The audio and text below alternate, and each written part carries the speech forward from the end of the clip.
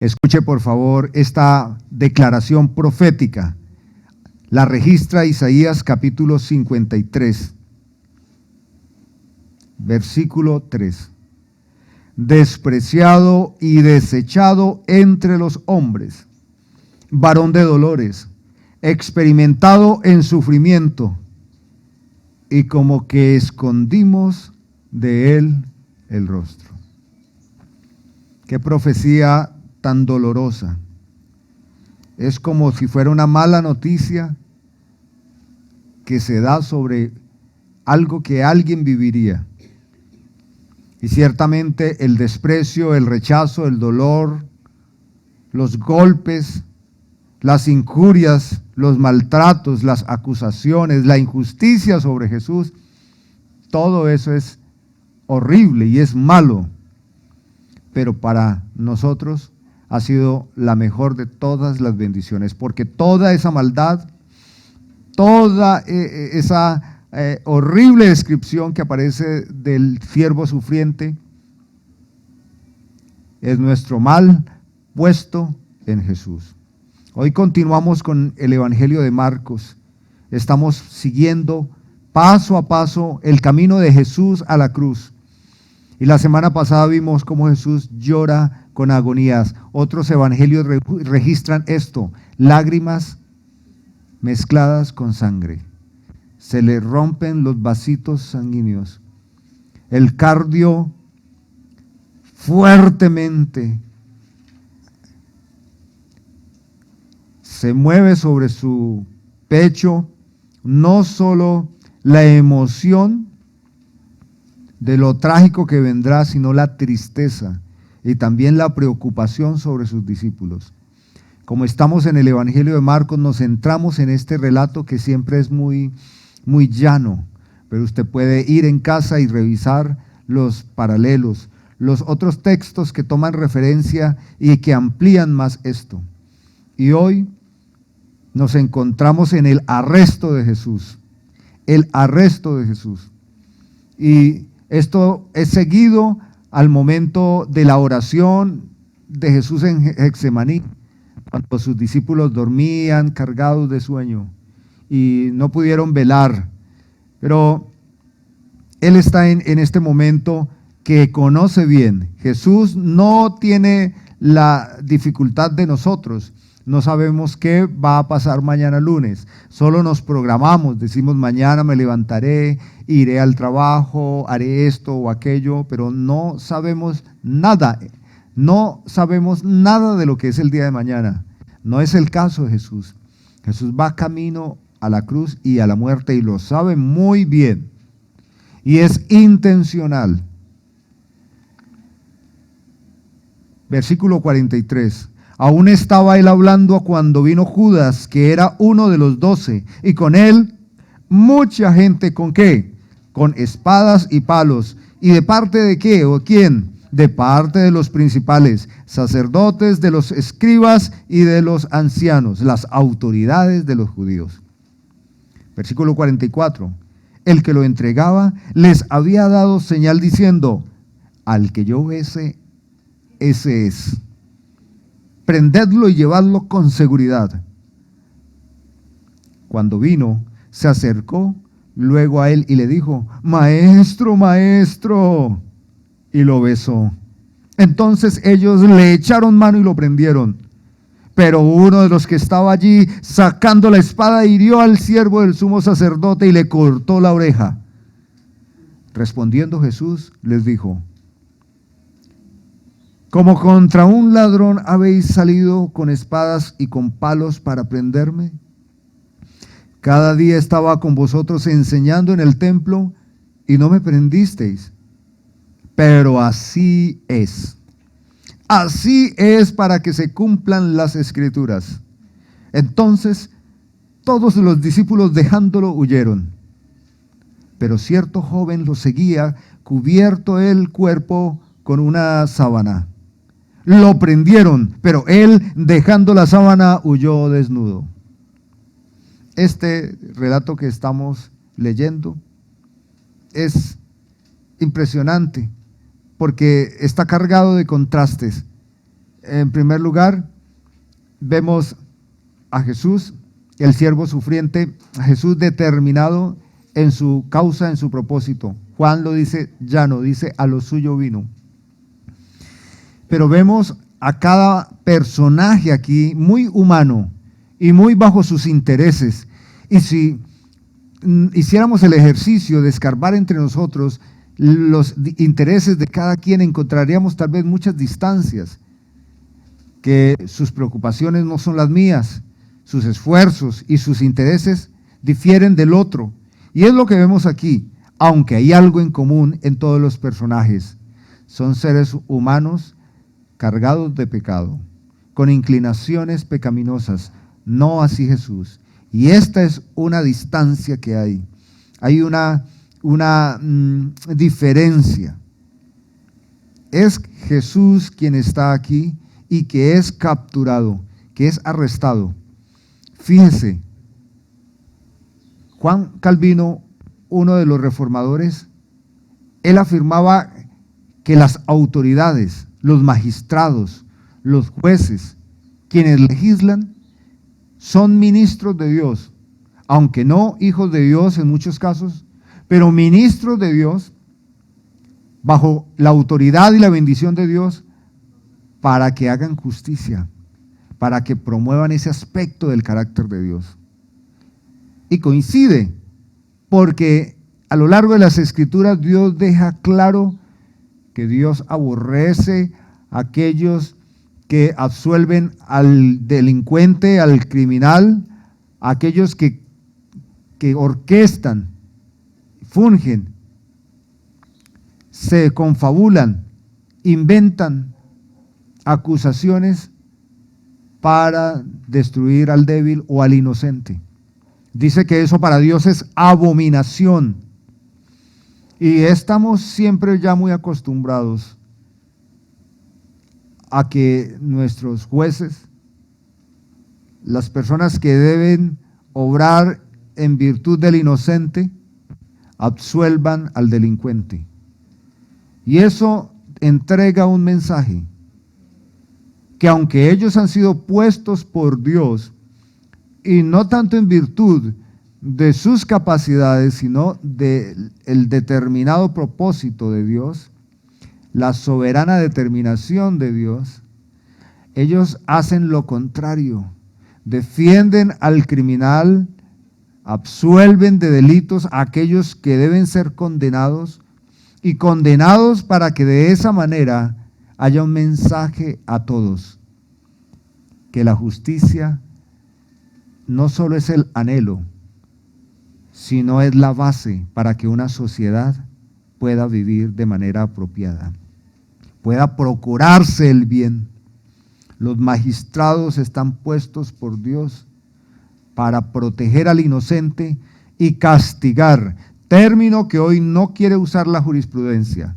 No quieren hablar de castigo, pero el castigo es legítimo, porque el castigo es un lenguaje de desprecio y de rechazo a la maldad.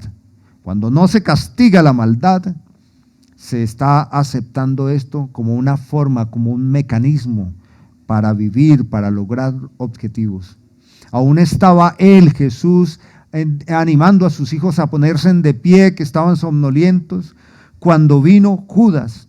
Judas es un personaje interesante, porque Judas no es alguien externo, entonces es otro personaje que está aquí. Y Judas es uno de los discípulos, una de las personas que Jesús escogió.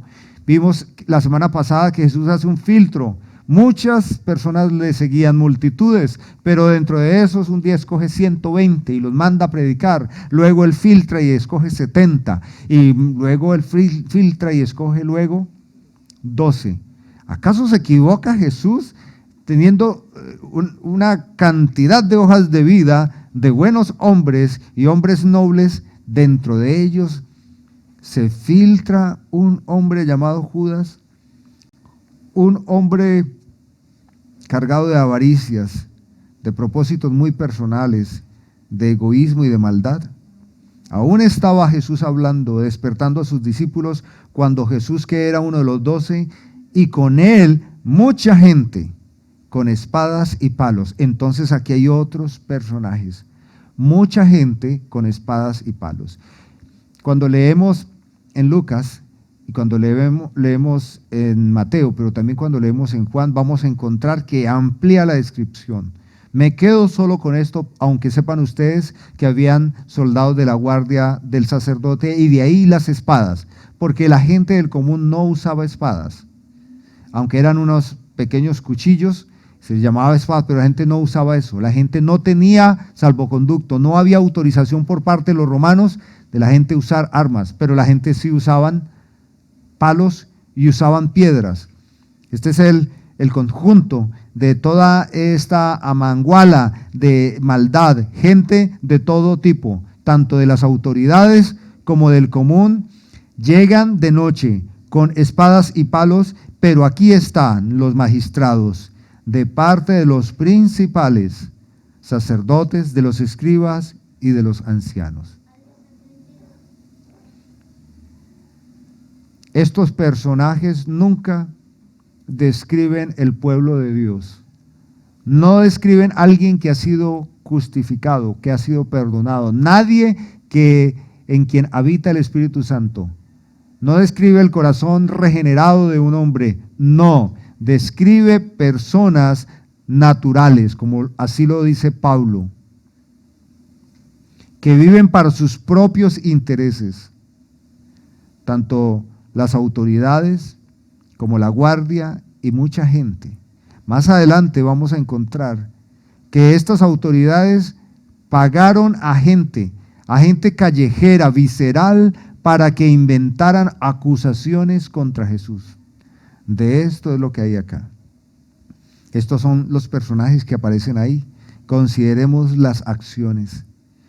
Y cuando las vamos notando, por favor, revise si en algún momento de su vida usted ha reaccionado de esa manera, o si acostumbra a hacerlo, si eso es algo que describe a un cristiano. El que lo entregaba les había señalado diciendo: al que yo bese, ese es. El beso, que era una forma de expresar afecto, de expresar mucho cariño, de expresar intimidad, algo tan noble como este saludo tan tierno, es usado por Judas como la señal. Una vez escuché una noticia que los vándalos escogían las casas. Entonces ellos cogían con una tiza de color y rayaban por ahí en una parte del frente de la casa de los vecinos. Y así ellos se dedicaban semanas visitando los barrios y escogiendo qué casas podrían robar y rayaban con algo. Y luego tomaban decisiones y llegaban a las casas marcadas. Fíjese, no es algo extraño, es algo que suelen hacer los pícaros. En Proverbios leemos de aquellos que guiñan el ojo, que doblan los dedos, que hablan con los pies. Y habla en Proverbios como diciendo de aquellos pícaros que están reaccionando en trampa. Ese es el lenguaje del mundo. Y mucha gente se queja de que las iglesias evangélicas son lugares engañosos. Porque en las iglesias cristianas entran lobos rapaces, falsos maestros. Ellos se autonombran profetas, apóstoles, algunos patriarcas, padres, y ahora hablan de madres espirituales. Y claro, no hay mejor escenario para engañar que un lugar de nobleza, que un lugar sacro. Y es así que tanto un beso que le da un hijo a un padre, que le da un hijo a una madre, un beso tierno y de intimidad, lo usa Judas para señalar a los enemigos de Jesús. Piense en esto: ¿cómo se puede encontrar el corazón de una persona que se sirve de un acto tierno y amoroso para entregar a otro a la muerte. No es que van a entregar a Jesús para un litigio penal, no es que van a acusar a Jesús en una pelea callejera. El objetivo es quitarle la vida. Y les he dicho que esta es una de las acciones más perversas que puede hacer el ser humano. Decidir quitarle la vida a otra persona porque no piensa como quiere, porque no hace según los objetivos de esta u otra persona, porque le incomoda, quitarle la vida, matar a otra persona. Lo hizo Caín con su hermano Abel. Y Caín lo hizo, y nos dice las Escrituras que él lo hizo porque sus obras eran malas. Esto es, el corazón de Caín era entenebrecido, torcido, con un beso.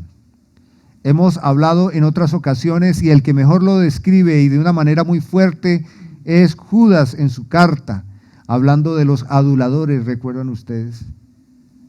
El adulador es una persona que le abraza, que le saluda, que trata de hacerle sentir bien a usted y hacerle pensar que le admira tanto, pero no es verdad.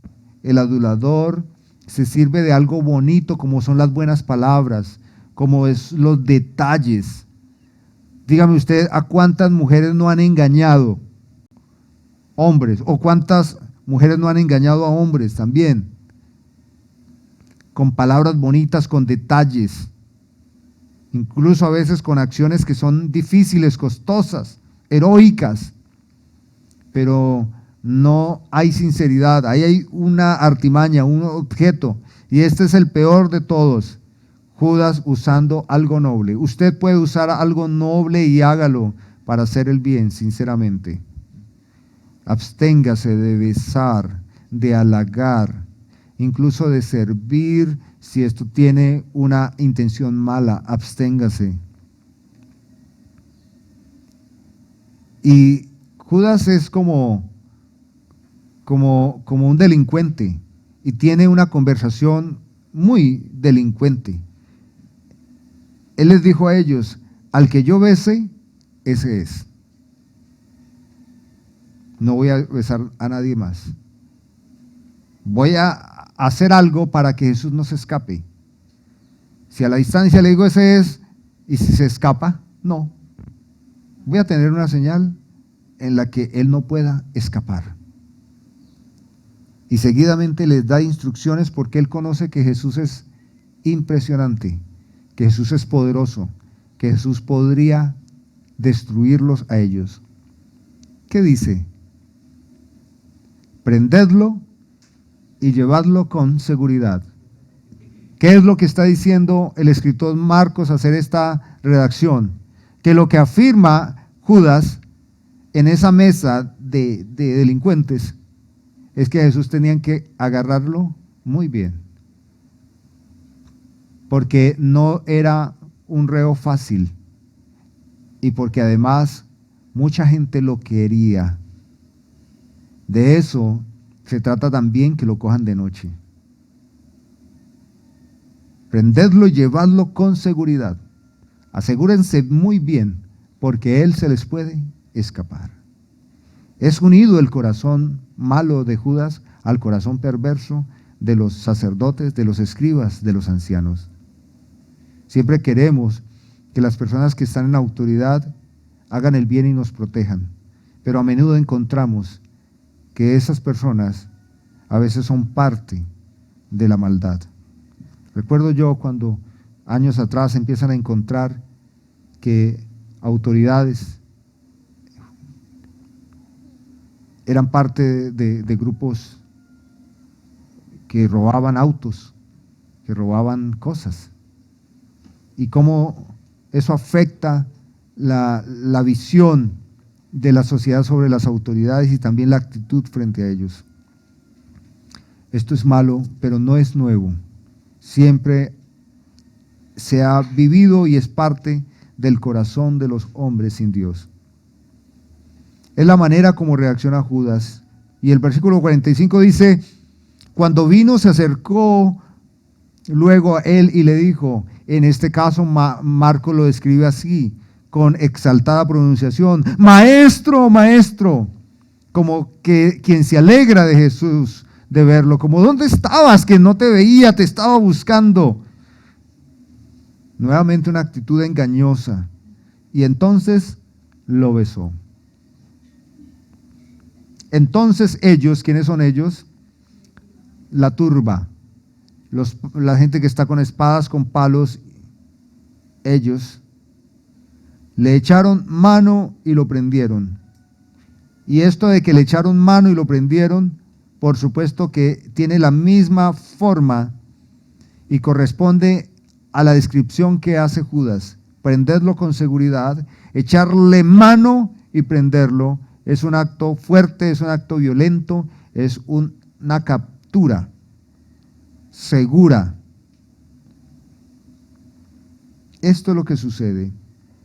Pero uno de los que estaban allí, luego, si usted lee en Juan, capítulo 18, que narra este relato, nos dice que esa persona es Pedro.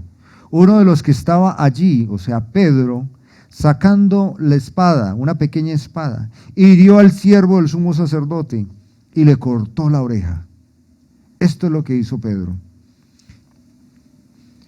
Y claro, ya sabemos que Pedro ha asegurado a Jesús que él no lo va a dejar. ¿Recuerda usted? Jesús le dijo, tú me vas a abandonar, y no solo eso, sino que también me vas a negar.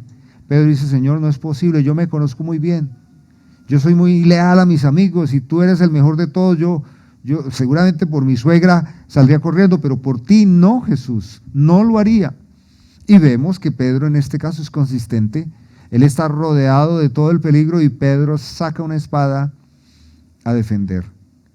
En otras descripciones nos dicen que ellos se ponen de acuerdo rápidamente, los discípulos, y le preguntan al Señor Jesús si acaso entonces hay que pelear. Usted puede leer en el Evangelio de Mateo, en capítulo 47 en adelante. Pero uno de los que estaba con Jesús, echando la mano a su espada, hirió a un siervo del sumo sacerdote y le quitó la oreja. Entonces Jesús le dijo, vuelve tu espada a su lugar. ¿Por qué? Porque todos los que tomen espada, a espada perecerán. Ya lo ha dicho las Escrituras antes, que el que hierro mata, el hierro muere. ¿Qué es lo que está diciendo? Que si acaso alguien mató a una persona, morirá de esa manera. No siempre es así. Lo que está expresando es que esa es la ley del mundo, que alguien buscará vengarse en algún momento.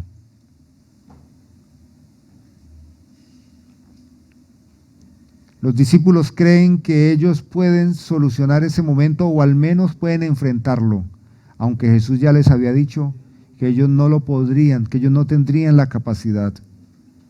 Este aspecto es muy importante. Quizá este ítem es de las acciones pecaminosas más repetidas en todos nosotros. Y es que nosotros a la final somos muy obedientes al versículo romano, no bíblico, sino romano, que dice a Dios rogando y con la espada dando, con el mazo dando. Pero eso de Dios rogando es presentándole a Dios mi deseo y reaccionando según mi voluntad. Lo que hace en este caso Pedro es que él ve que hay riesgo, inminentemente hay un riesgo para Jesús, también para ellos, y él intenta empezar la batalla. Claro, Pedro es tremendo, es muy arriesgado, yo admiro eso de Pedro. Hay una turba, una cantidad de personas armados y Pedro cree que puede salvar al maestro. Admiro eso de Pedro. Quisiera que estuviese yo rodeado de muchos Pedros, porque quisiera sentir siempre, y ustedes también, que en un momento de vulnerabilidad no estamos tan solos. Pedro otra vez se equivoca, tanto como se equivocó cuando regañó a Jesús. Jesús le dice que va al Jerusalén y va a la muerte, que lo van a matar, y en manos de gentiles, de pecadores. Y Pedro le dice, ¿qué te pasa, Señor? ¿Cómo dices eso? Ninguna cosa tal te ocurra. Probablemente, Jesús, estás cansado y estás pensando de manera extrema. ¿Quién dice que eso va a suceder? Reprendo al diablo. Y Jesús reprendió al diablo. Jesús reprendió al diablo. Apártate de mí, Satanás. Reprendiendo a Pedro. Sí, hermanos. Hay cosas que nos suceden y que las estimamos como cosas diabólicas y como acciones de Satanás, y no es así. Todo nuestro peregrinaje o nuestra vida está en manos de la soberana voluntad de Dios, la soberana determinación de Dios. El problema es no lograr discernir y empezamos a discutir, a pelear y a tratar de cambiar las cosas a nuestra manera. Y es Pedro que está aquí armado y le corta la oreja. Yo no entiendo cómo es que puede con eso cortarle una oreja y no cortarle otra parte, pero ese no es el interés del escritor. Sin embargo, pues es muy violento. Y es lo que hace Pedro. Pedro corresponde al momento, como nosotros también, y actúa aceleradamente, pero hay algo más de fondo que es grave en el caso de Pedro. Si Pedro impide que Jesús sea arrestado y que Jesús vaya a la cruz y muere, ni Pedro, ni usted, ni yo podríamos ser sustituidos. Por eso siempre hay algo muy diabólico de todo lo que hacemos que no tiene nada que ver con los objetos de Dios. Esto es, todo aquello que nosotros pretendemos hacer y no es la voluntad de Dios, no es el plan de Dios, detrás de todo eso está el reino de las tinieblas. Comprendo que Pedro tiene buena voluntad, pero Pedro está intentando de su propia fuerza bloquear, impedir que se cumpla el pacto de redención eterno de Dios con usted y conmigo y para con él mismo. Es gravísimo. Sin embargo, Pedro está bajo adrenalina. Y estoy seguro que en esos 3 años de teología bíblica Jesús les enseñó. Pero ahí está Pedro. Y cuando vemos a Pedro actuando de esa manera, hay un vistazo, cierto aroma de Judas desprende de las ropas de Pedro.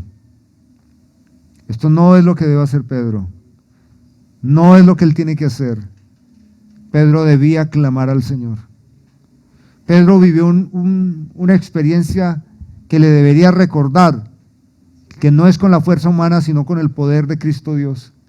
Recuerda que ellos ven a Jesús como un fantasma a la medianoche, y están ellos en la barca, y Jesús les dice: tranquilos muchachos, hijitos, no se preocupen, yo soy. Y Pedro dice: no creo. Si es así, ordena que yo vaya. Y, ven. Y sale Pedro de la barca y empieza a andar mirando a Cristo. De repente reacciona en su sentido común y dice: ¿pero qué estoy haciendo? Yo estoy escuchando a fantasmas. Y empieza a hundirse y a ahogarse. Pedro vivió muchas experiencias en las que vio que el Señor Jesús es suficiente y que nosotros, Él, insuficientes. Que Jesús es insuperable y nosotros somos todo riesgo, todo pérdida. Ay, Pedro. Aquí está Pedro y aquí nos vemos nosotros seguramente. Piense en esta semana. ¿Acaso en esta semana que ha pasado, porque hoy es el primer día de la siguiente, usted tiene que sentir pena porque actuó a la ligera, porque dijo algo o no dijo algo que debía hacer, no respondió al llamado del Espíritu Santo, se trató de proteger, de excusar, usó su propia espada, sus propios recursos, y cree que si es así el Señor estuvo de acuerdo y lo bendecirá Dios en eso. Pero los que estaban allí sacando la espada, uno de los que estaba ahí sacando la espada, hirió al siervo del sumo sacerdote y le cortó la oreja. Marcos no va a decir más aquí, pero en los otros evangelios nos dice que Jesús les llama la atención y les dice que esa no es la manera. Toma la oreja y vuelve y sana a este hombre, repara, le hace la cirugía en el instante. Y deja a Jesús claro que lo que se estaba viviendo era la violencia del reino de las tinieblas contra el reino de los cielos, pero que esa violencia tan terrible no sería superada por los hombres, sino que siempre Cristo vencería. Jesús hace una pregunta que duele cuando uno le presta mucha atención. Como contra un ladrón habéis salido con espadas y con palos para prenderme. Hay un hombre en la historia que recrimina de esa manera cuando alguien se acerca para hacerle frente. ¿Recuerda usted? Hay un hombre. ¿Acaso yo soy un perro que vienes a mí con palos y piedras? Muy bien, Goliat. Goliat estaba insultando, burlando, maltratando al pueblo de Dios. Y David, siendo un jovencito temeroso de Dios, siente mucha ira, mucho dolor. Dice, ¿cómo es que este impío burla el nombre del Señor de esta manera? Y sí, David va con piedras, pero él va con piedras en el nombre del Señor. Él iba en el nombre del Señor. Pero estas personas que van con palos y espadas y seguramente también piedras, todas las que pudiesen haber en este lugar, no iban en el nombre de Dios, iban en el nombre de los hombres. Y no hay nada peor, hermanos, que gastar nuestra vida, entregarnos a causas, a propósitos humanos que no dan la gloria a Dios. No hay nada de virtud en ello. La virtud está en que David va en el nombre del Señor con poco o nada, con piedras. Cuando vamos en el nombre del Señor, cuando servimos al Señor, aun las cosas que son insignificantes y que para los hombres son tontas, Dios las va a usar para destruir. Y así David destruyó a este Goliat. Pero cuando vamos en nombre de los hombres, a veces ni siquiera con tecnologías, a veces ni siquiera con grandes cosas, con nuestras pobrezas, nuestras miserias, con nuestros dolores, nuestras amarguras, con piedras, palos, y ni siquiera así logramos. Lo que estoy diciendo es que no vale la pena que nosotros vivamos, entreguemos nuestro tiempo y nuestros esfuerzos a este mundo de maldad. No vale la pena, hermanos. Se destaca que Judas y toda esta gente vivía en función de sus propios intereses, todos ellos. Y me duele a mí siempre considerar esto, que un hombre haya vendido al Hijo de Dios por dinero. Todos queremos tener dinero y trabajamos, y si trabajamos merecemos la paga del trabajo. Pero si usted cruza el lindero de sentir gratificación por el resultado de su trabajo y cruza el dinero a la avaricia, dice la Escritura que entonces nunca se saciará. Nunca se saciará. con horror, con mucho horror. He tenido que escuchar en consejerías cuando personas me cuentan que pasaron el lindero. Las personas pasan el lindero. Yo he escuchado en entrevistas públicas de medios de comunicación personas que están en terapias por alucinógenos, por drogas, y muchos de ellos dicen esto: yo aconsejo que usted nunca se meta en esto, que usted nunca consuma droga, que usted nunca pruebe la droga, que nunca pruebe esto. Pero sabe que nunca he escuchado que den este consejo. Yo les aconsejo que nunca crucen el lindero y entren a la avaricia. Eso no lo he escuchado. Y ayer me compartieron un videito de Instagram de uno de los pastores conocidos de la prosperidad, él diciéndole a la gente que él nunca va a estar de acuerdo en su iglesia que haya nadie inconforme, y su predicación es anhelarlo todo material, todo material.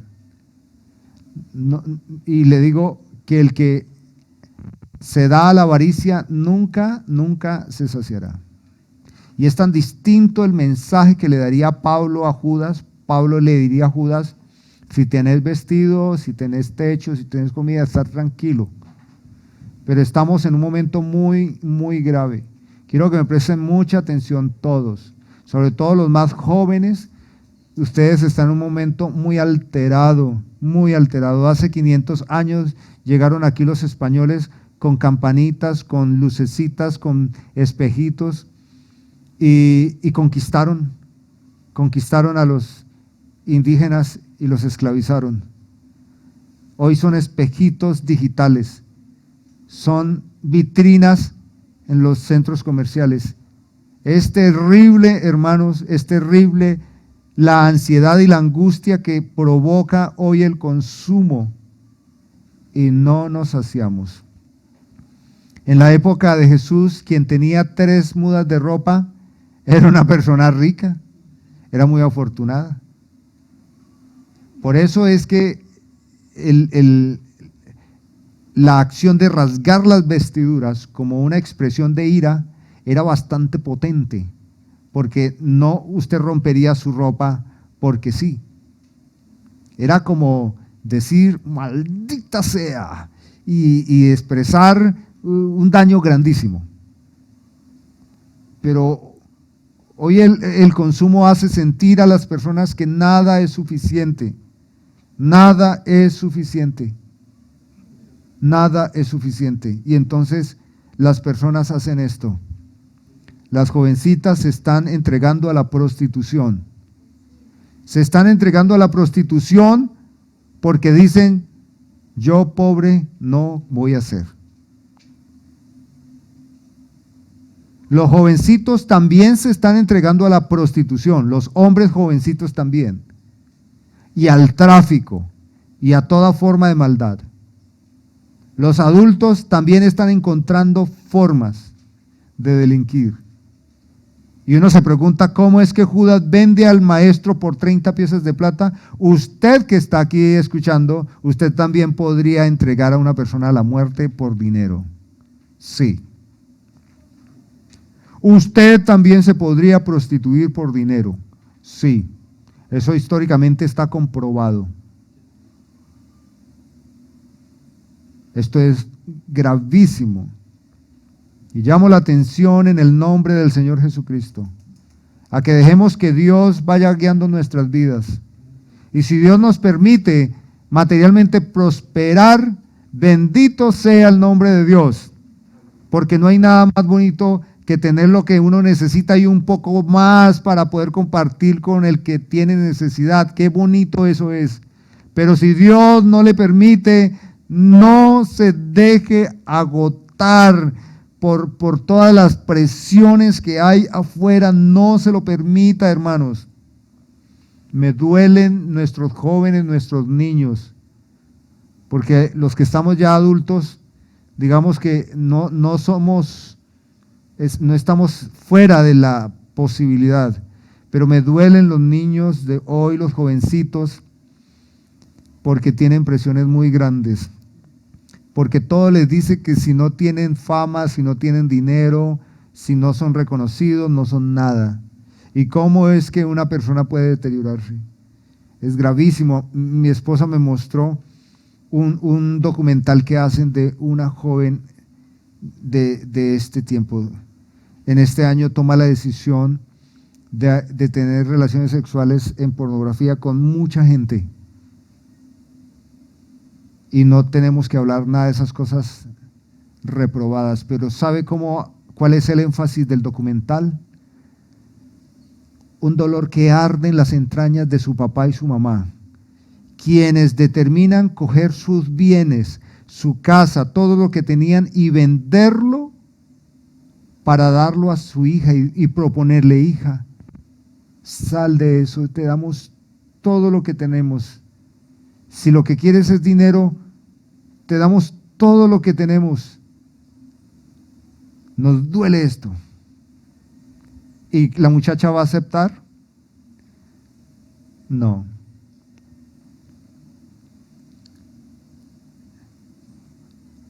Dios guarde todos los jovencitos y las jovencitas de esta congregación y de todos los que escuchan. Y si alguien está atrapado en eso, le digo una cosa: solo el poder del Espíritu de Dios puede liberar a una persona que se ha entregado a la avaricia. Y yo no quisiera vivir y estar al lado de una persona avara, porque una persona avara podría vender mi cabeza, ¿o no? ¿Cómo podemos escuchar el año pasado que un hijo mata a sus papás para quedarse con sus bienes aquí en Colombia? Y decimos son excepciones, pero no lo son. Porque todos los días tenemos que relacionarnos con las personas y con nuestros seres queridos. ¿Cómo nos relacionamos? ¿Cómo es nuestra actitud? Tal vez no los estamos entregando a una muerte física, pero estamos provocando en ellos mucho deterioro y daño, porque vamos por lo nuestro, lo que queremos, lo que nos importa. Como lo dijo Pablo, cada uno iba en función de su propio deseo. Es terrible lo que está pasando. Y es lo que Jesús dice. Dice que contra él iban como si él fuera un ladrón. Pero fíjese que Jesús hace esta pregunta retórica no porque quiere respuestas de ellos, sino para que haya un énfasis escritural de esto. Él tomó el lugar de los ladrones. Él tomó el lugar de las personas socialmente despreciables. En el mundo siempre se ha acostumbrado a que si se coge en fragancia a un delincuente o a un violador, ¿qué hace la gente? Una turba lo lincha. Esto es lo que Jesús ha ocupado en un juicio callejero. A Jesús es visto en este momento como un ladrón. Él no lo dice, pero toda la actitud de la turba es como cuando cogen a un pedófilo, cuando cogen a un ladrón, a alguien tan detestable que todo el pueblo dice: vamos a hacer nosotros mismos justicia. Eso no se debe hacer, pero es lo que pasa a asumir Jesús. A Jesús lo tratan como si él fuera un gamín, un hombre de la peor calaña, un violador, alguien a quien todo el pueblo con ira y con responsabilidad quisiera desaparecer de la tierra. Como contra un ladrón habéis salido con espadas y con palos para prenderme. Cada día estaba con vosotros enseñando en el templo y no me prendisteis. Pero destaco su conducta, porque ustedes simplemente, aunque actúan voluntariamente, intencionalmente y con toda maldad, ustedes están siendo parte del propósito redentor. Esto es para que se cumplan las Escrituras. Ustedes leen siempre, y Marcos va a destacar eso. Siempre este evangelio va a destacar la soberanía de Dios. La soberanía de Dios en cada situación y sobre todo en medio de la vileza del hombre. Aquí vemos esa doctrina, ¿no? La soberanía de Dios y la responsabilidad del hombre. Ellos son absolutamente responsables.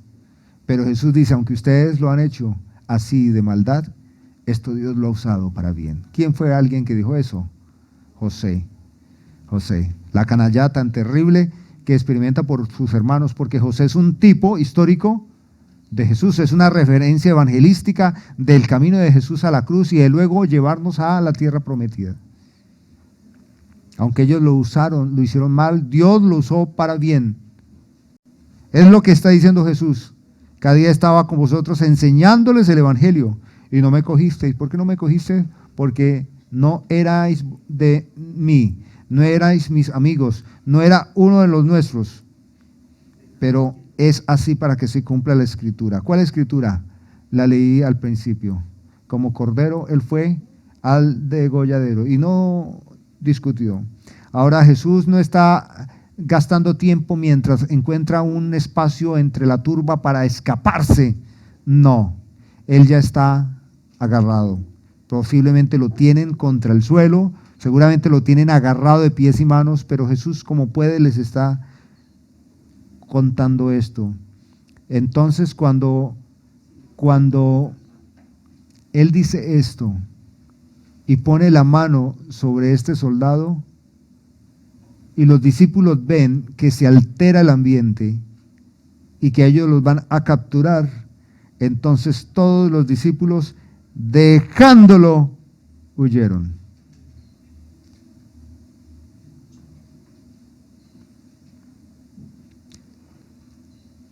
Solo en el Evangelio de Marcos hay un texto que se dice como enigmático, como misterioso. Y es el versículo 51 y 52. Pero cierto joven lo seguía, cubierto el cuerpo con una sábana. Lo prendieron, pero él, dejando la sábana, huyó y hasta ahí no habría mal. Salió corriendo. Pero el tema es que esta palabra que dice desnudo crea como una tensión. No ha habido consenso, no ha habido es que no hay manera de aclarar de qué se trata, porque en primer lugar pareciera como si fuese un punto aislado, pero voy a decirles varias cosas. En primer lugar, lo posible es que es uno de los discípulos, ya sea de los 12 o de otros que le seguían a Jesús. ¿Por qué razón? Pues porque se siente él como alguien que van a capturar, como uno de los de Jesús. Entonces es muy probable que es un seguidor de Jesús. Tradicionalmente se dice que pudo haber sido el mismo Marcos, que es Marcos el que deja, sin decir su nombre, deja constancia de esto que ha sucedido para confirmar que absolutamente todos, excepto Judas, todos huyeron y se cumplió lo que Jesús les dijo, que todos se irían. Y así la profecía del Antiguo Testamento. Cierto joven lo seguía. Ahora, es la medianoche, está cubierto con sábanas. Eso es normal en esa época. En esa época una sábana podría ser también una forma de cubrirse, una forma de vestido. También, eso está dentro de lo normal de esa época. No siempre las personas podían ir donde ¿cómo se llama la señora la modista a que le haga el traje? No siempre era así, así que muchas veces el traje era una manta con un amarre. Es eso. También es que no se acostumbraba a usar ropa especializada interior. ¿Recuerdan cuando la esposa de David se molesta mucho porque él viene feliz de la guerra y alaba al Señor y está saltando y feliz, y la esposa lo ve a través de la ventana y le da vergüenza? Dice como que mi esposo está tan feliz que raya en la imprudencia y no nota que se percibe su desnudez. Es eso, él estaba bailando y en sus túnicas y se mueve. Y lo más penoso de esto es que en los últimos años ha salido una interpretación por parte de gente reprobada y mala, que acusan este texto y dicen que esta es una evidencia de un novio, de una pareja de Jesús.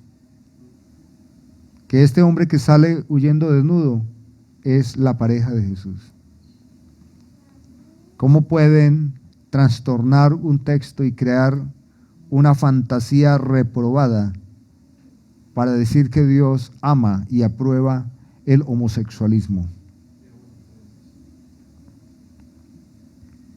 Simplemente cierto joven que seguía a Jesús, y eso es de admirar, seguir a Jesús, que estaba cubierto bajo la sábana o la túnica, lo prendieron como intentaron prender a los otros discípulos. La tarea para ustedes es que vaya a Mateo, a Lucas y a Juan 18, y usted va a encontrar más detalles, porque ellos los intentan prender y ellos huyen. Como usted también huiría, saldría corriendo. Si va por la calle y escucha un tiroteo, usted corre y todos corren. Ese es el momento de tensión.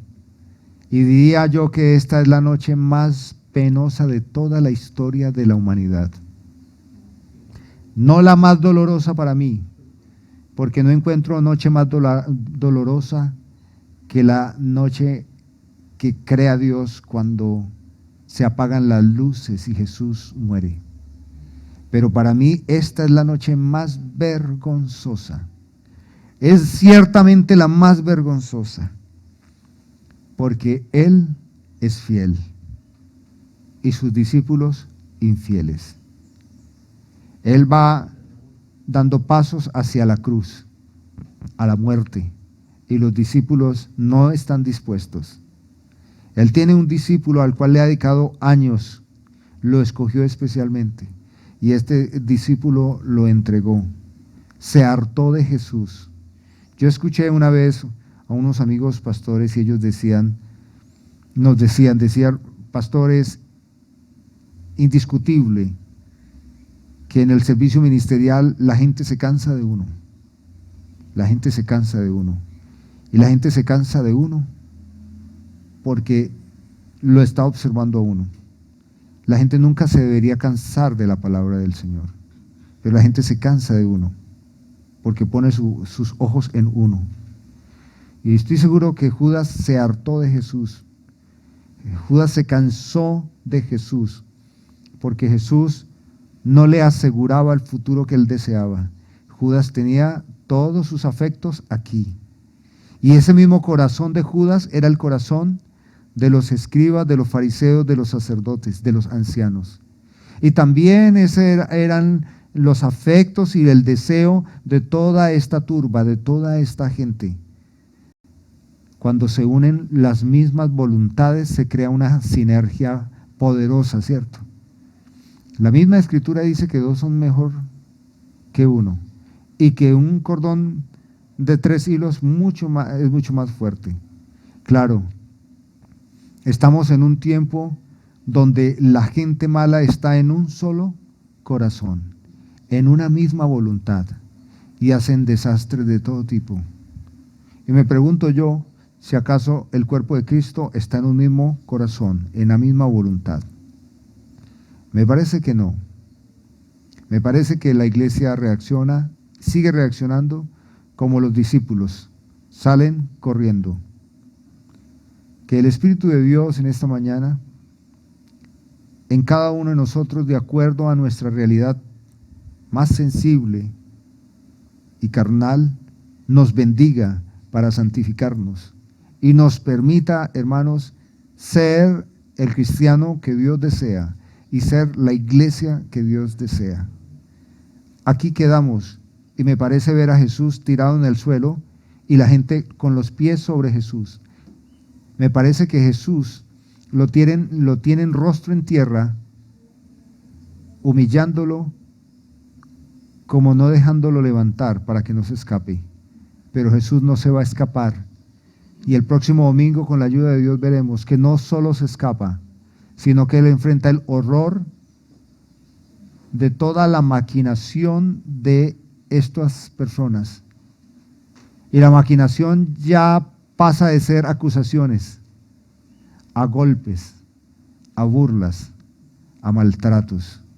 Y ya veremos que no es este joven quien sale huyendo desnudo, sino que es Jesús desnudo, amarrado, golpeado. Jesús. Es la historia más horrible y paradójicamente es la historia de amor, porque es la historia de salvación. Cristo Dios, estamos en esta mañana y podemos imaginarnos en este momento el dolor en tu corazón por toda la infidelidad de ese pueblo. Judas puede ver que a Jesús lo van a matar. No le importa. Te pido, Padre, te ruego que en este país que se describe desde el homicidio, un país que ya cultiva más droga que alimentos, este país donde las personas no sienten protección por las autoridades, ni justo juicio por los magistrados, te ruego que bendigas a cada uno de ellos. Que los que se dedican al homicidio sean transformados por el poder del Espíritu Santo y sean bendecidos para vida eterna. Que los que se dedican a la extorsión sean bendecidos por ti, Señor. Sus corazones sean transformados y sean nobles, sean personas de paz. Que los que se dedican a la prostitución, Señor, sean liberados de raíz y puedan encontrar lo precioso de una vida piadosa. Te ruego, Señor, que sanes a este país. Tú, Espíritu Santo, que tienes el poder de transformar lo más vil, a ti clamamos hoy. No pedimos venganza, Señor. No pedimos destrucción. Pedimos salvación. Porque no hay mejor venganza, Señor, que una vida transformada, que una vida dignificada, que una vida liberada. Ya que nuestra venganza no es contra los hombres, es tu venganza contra los principados y las potestades, el reino de las tinieblas.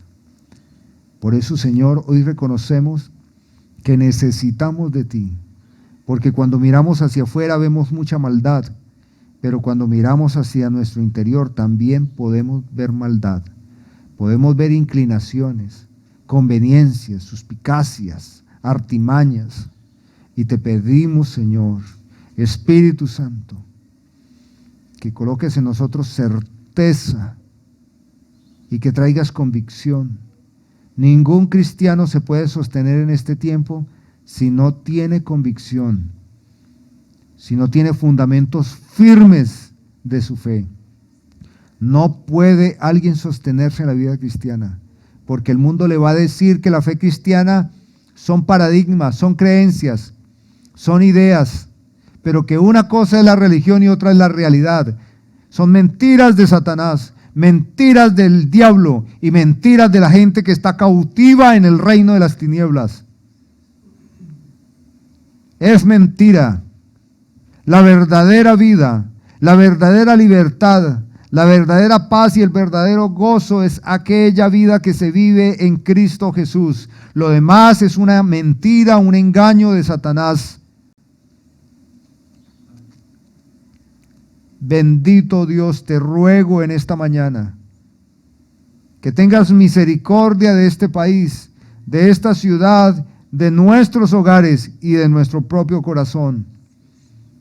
Libera a este país, Señor. Libéralo, Dios. Y la verdadera libertad no está en ideas políticas.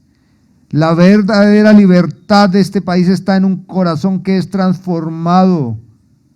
Una persona que te ve a ti, te ve con respeto, con valor, con amor, que te adora. Libera a este país, Señor, con el poder de tu evangelio, con el poder del evangelio de Jesucristo. Si Cristo ya murió y resucitó al tercer día, y Él es el verdadero regalo y la justa paga por nuestros pecados, entonces hay esperanza para este país, Señor. Libera a este país. Libera a todas estas jovencitas que se están involucrando o que se han involucrado en la prostitución.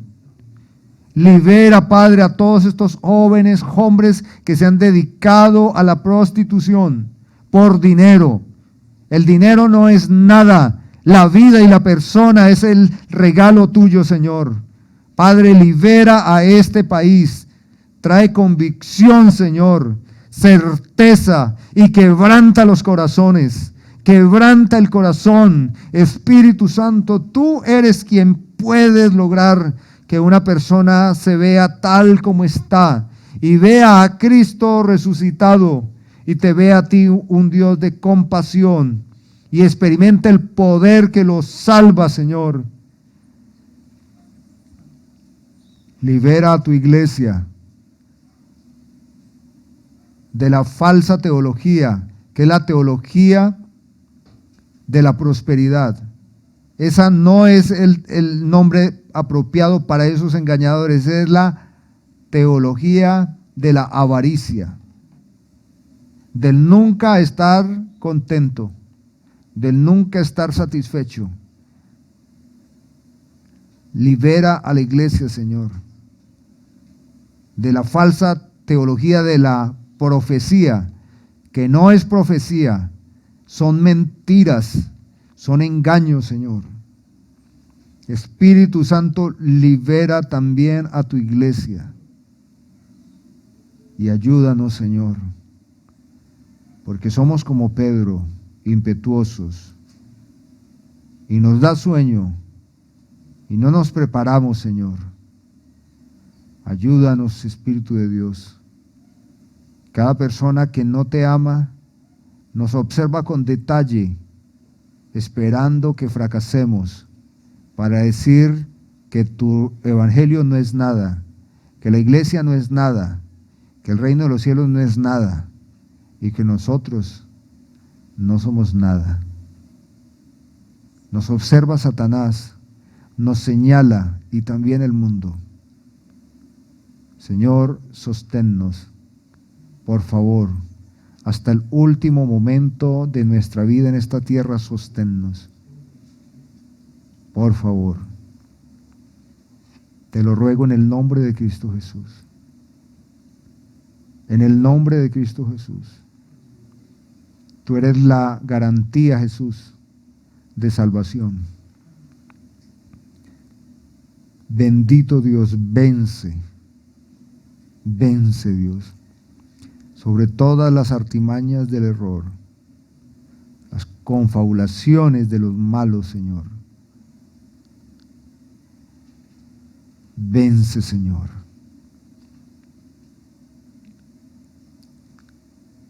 Cristo Jesús, nuestro Señor, en Cristo Jesús, nuestro Salvador, nuestro Rey por siempre, en Cristo Jesús, nuestro sustituto, en ti confiamos, esperamos, creemos y nos cimentamos. Amén. Somos la vid, la iglesia que Dios desea. Una iglesia centrada en la autoridad de las Escrituras, el desarrollo de buenas y sanas relaciones y cuidado pastoral. Queremos que los cristianos piensen bíblicamente y que aborden los desafíos de la vida bajo el poder del Espíritu Santo. Bienvenidos.